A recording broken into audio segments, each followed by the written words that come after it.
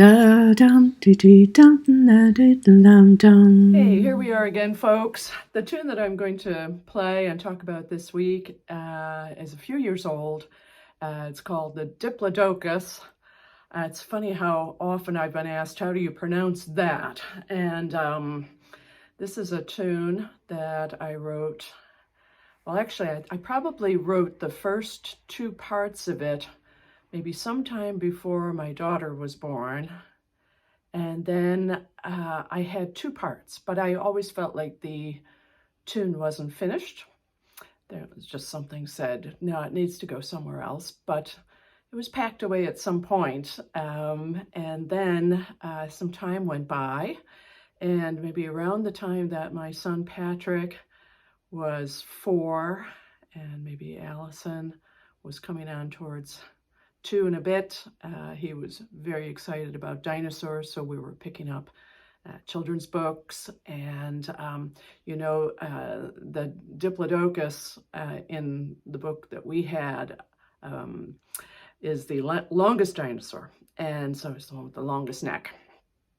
And there was no pronunciation for that dinosaur in the book that we had, children's book. And so we just loved the word Diplodocus, and maybe some of you are young moms out there, and maybe some of you have had children, and you know about this period of time. But it's very funny. If you get involved with anything, your kids want you to pay attention to them mostly. So if anybody called, and certainly if I brought the fiddle out, mayhem would ensue as stop her from playing and stop her from talking on the phone. So it's dinosaur time. My son is imitating Tyrannosaurus Rex and has all the dinosaurs down. I should say Tyrannosaurus is that, Allosaurus was that. My daughter, the 2-year-old, is following him around, also roaring like dinosaurs. And it's a very fun time. And sometime around that time, I brought out that old tune and played the first 2 parts and started to realize I knew what the second part needed to, or the third part needed to be. And so, and this is the tune that came out. I taught this to Billy McComiskey and Dahi Sproul, and we recorded this on the first Trian album. Trian being an Irish word for 3. So Dahi, who has a special interest in Old Gaelic, which was his subject, or his, I'm not even sure, did he get a PhD, but this was his subject matter when he went to Trinity in Ireland. And so he said, let's just call ourselves Trian. It's Old Gaelic for 3. Perfect. And so we went with that. We recorded it in Chicago, in Evanston. A very funny time. So this would have been 1992. I don't think we had very fancy coffees at the time. You would just go into a place and get a coffee, but there was some place in Evanston that Dahi and Billy both felt like before we started recording, they would need to go down and get a coffee. I'm a tea drinker, so I skipped it, but they went down, and I think they were getting espressos, and I don't think they had them before, but as a result, this opening track and really the whole album, we played about as fast as you could play. So we played fast, and there was no stopping it. But good memories of doing this, and so I'll play the tune for you next. So this is a fun tune to play. It's a jig. There's 3 parts, and I'm just going to play it at a moderate pace, and I'll talk about it after.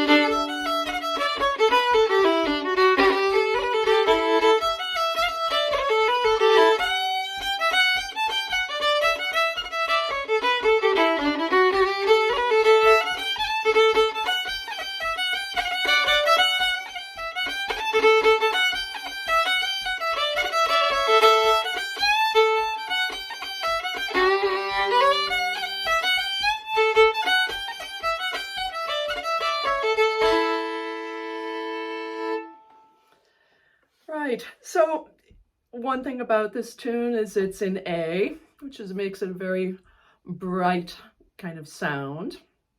And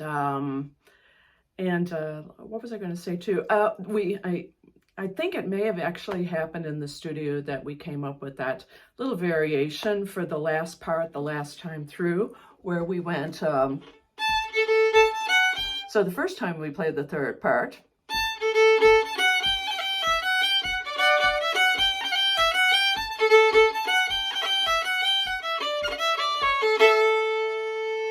and then the next time we go,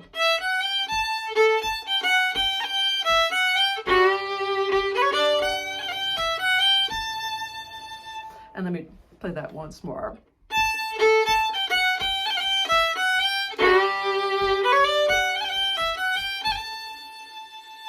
And, you know, it's funny that I've heard lots of people play this tune in the ensuing years, and a lot of people enjoy putting that in. And so that's pretty cool to come up with a little variation way back then that's kind of stuck, or even maybe been what made the tune attractive. So it was just one thing. The tune itself, I think it lends itself to lots of variations. And so I'm going to include the music for the tune, and but let me talk about the possibilities.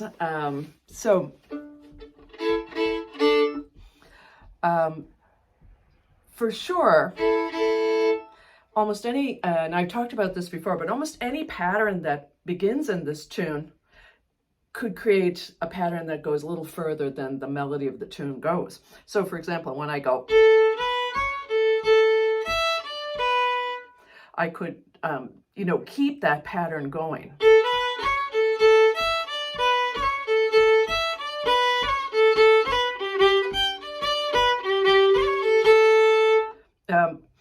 So I just played it twice, and then I played it a third time, but it also could be a template for that idea to continue.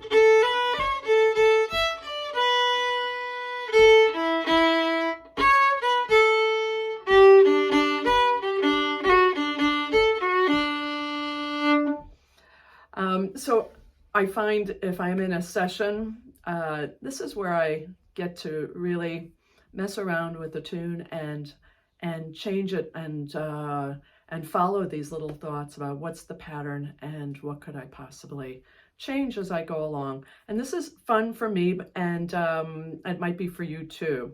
So if I just play the tune one more time through and just say to myself, okay, be a little bit more free now and just follow and don't get too lost. I'll stop if I get lost.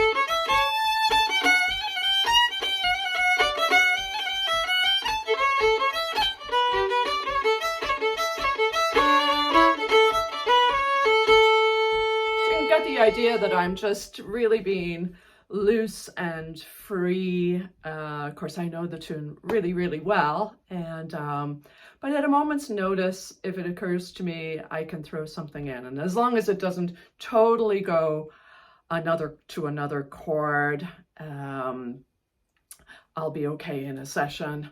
If I'm playing totally on my own, I can change the chord structure as I go along. And one more, just something about fiddling as well here.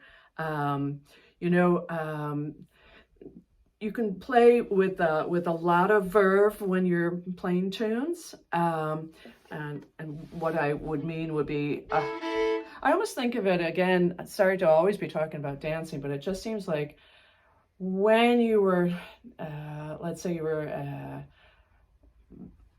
jumping in at the start of a jig, if people know the first step of the jig, you can do that with just very easy jump in, or you can almost feel your body tighten and with a lot of verve you go and jump in. And the same kind of things happen with the fiddle. So this tune could be very legato, hardly any triplets or anything like that with the bow, and it could all be very much at the same sound level and same push with the bow.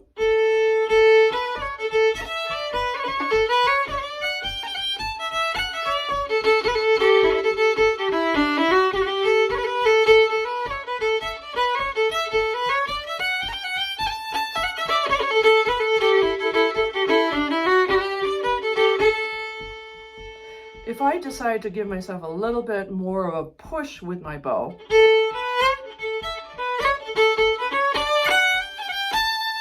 so I did a push.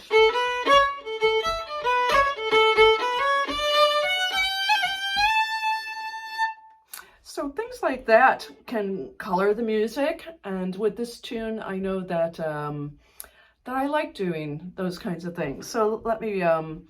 Again, I'll play it with a very easygoing bow style, where I'm really mostly just playing with the left hand.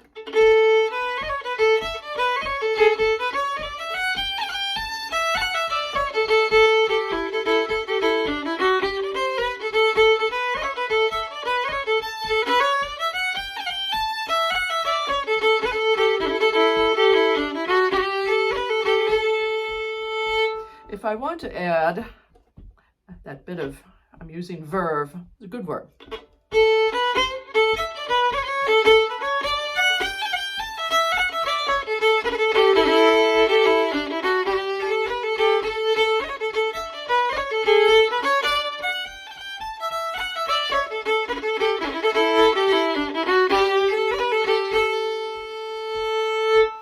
So I'm pushing my downs and ups and doing it with a lot of intention.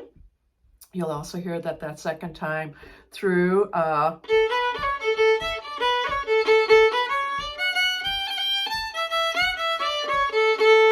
So I'm coming, and then I have.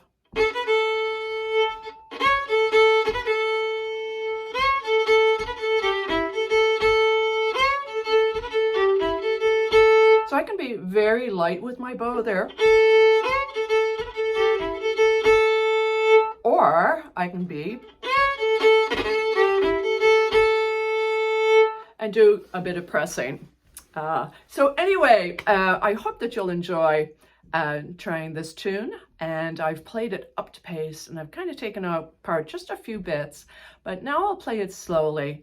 And remember that you can stop the video and you can check your notes, and if you don't play this tune, yeah, I would, yeah, you can stop your video and get it. And then I think through YouTube as well, remember that you have those 3 dots, and you can change the speed of what you're playing with, and it will keep the same, like A will be at 440, but you can slow it down to very slow, like half speed, more than half speed, you can slow it down. And remember too that you can always go up to your video if it's like on a tablet or on your phone, and you can just do that thing and you can come in close. So don't forget all of that exists when I give you a tune. So again, I'll add the notes here, but I always thought this was a great fun tune, and yeah, even though I'm talking about notes changing, I was always very pleased with this tune. The notes don't need to change, and so here we go. Nice and easy going. Join me.